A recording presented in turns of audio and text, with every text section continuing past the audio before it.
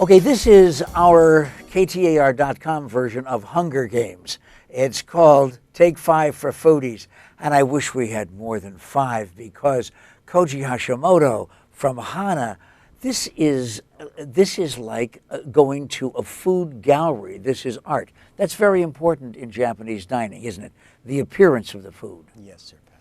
And when you do the appearance, is there a specific rule about how things should be displayed, or can you make it up yourself? Well, you want to like the different colors. You don't want to put the same colors together because then your boat won't pop or the plate won't pop, and so that's why when we're doing sushi, it's nice to have a little bit of different things. When you come to Hana, you get the boat, and it's because a lot of people order different things, and then we get to make it like a decoration for you. But you can't take the boat home. Let's just go on record as saying that. But you can enjoy the sushi that's here, the sushi, the sashimi, and all of the things that are here. We're going to be defining those terms in just a moment. Let's just go through the names of what's on here, and then we'll let people make their choices. Okay. Start wherever you'd like. Okay. Koji. We have our tamago right here. This right here is our wasabi and ginger. We have fisame wasabi. And the wasabi is that's the green horseradish. The green right? horseradish. Okay, go right ahead.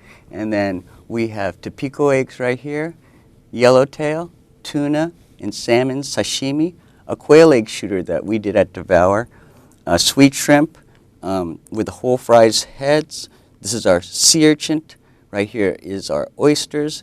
This is squid right over here. This is a Japanese mackerel. And right back here is our Hana Pride with our bear. Well, Koji, I don't know whether you noticed it or not, but the sound you just heard came from the people in this immediate neighborhood saying, no, raw fish. Oh, what are we going to make? Because people just immediately associate the word sushi with all raw fish. But it isn't all raw fish. No. What else can it be? We have other things like this is a caterpillar, and that is cooked eel. That's the caterpillar roll.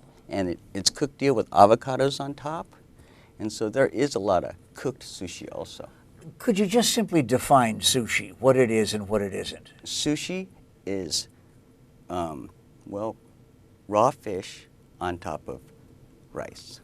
But can it not also be vegetables without the fish? Yes, it also can be vegetables. What is sashimi? Sashimi is only the fish, no rice. And nigiri? Nigiri is the sushi. All right. See, because if we get the definition of those, maybe we're not so afraid. Talk to me about the freshness, how important that is in all of Japanese food. In all of Japanese food, when you get the best products and you don't change its initial texture, and that means you don't really let the fish be outside because you want all the oils to stay into the fish until it comes to you. Because once it comes out, like right now, all the oils are now coming out. So that's going to make it really, really soft and tasty in your mouth. Which means, of course, that I'm going to have to devour this immediately after the show is over. Excellent. When you're talking, though, about Japanese food and the fact that some people just simply still don't want to experiment, do you have a suggestion how people could introduce themselves to sushi or sashimi and not be afraid? How could they start? Well, we can start off with some cooked sushi, and then some different rolls that are baked inside the oven and also are cooked. And then slowly by slowly, you come around to eat the cooked shrimp, and then you come around a little bit later on to have a little bit of yellowtail or maybe some red snapper, because those fishes aren't really the more stronger tasting, fishier fish. And what about tempura? Tempura, that is deep fried and with a tempura batter, and Kaz cooks that in the kitchen, and that's all cooked. Now, I've known you long enough, Koji, that I can still call you Rick. Yes. And so I'm going to ask you a question that everybody wants to know. You brought a caterpillar roll here, and I have had some sushi purists tell me that in Japan, nobody has a roll that's just as an American invention like chop suey is for Chinese food. You tell me the truth.